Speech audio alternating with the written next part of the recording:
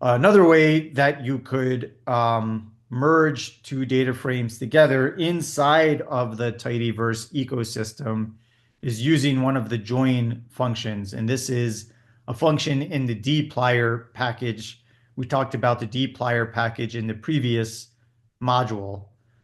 So there are various ways of joining functions. There's left join, right join, inner join, full join, and you can access the help documentation for any of these functions if you're interested in learning more of them.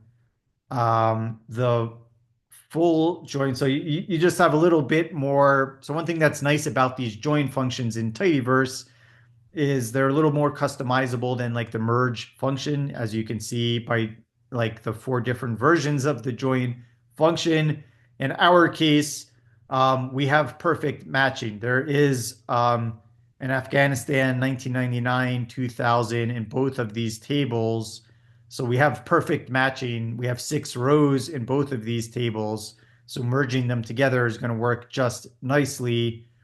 Running any of these commands would give me the same output. But here I'm going to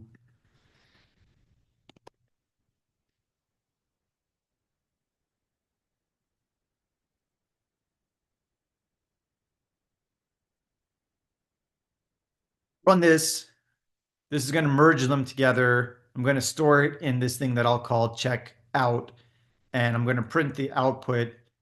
And you can see here the output by default is a tibble. So I don't need to convert this to a tibble. So the nice thing when you stay within the tidyverse is everything just stays as tibbles, which is pretty nice. Keep in mind that when you kind of leave the tidyverse and go into base R, that your tibbles might suddenly find themselves converted to data frames and you might not even notice it. And it might cause some subtle issues in your code. It might not cause any issues in your code, but you can avoid potential issues if you're in the tidyverse by just making sure that you store your data sets as tibbles instead of data frames. Okay, so that is a quick summary of how to merge data frames. Um, Next, I want to talk about how we can separate and unite columns, and that will be a wrap for the module for this week. Thanks, everyone.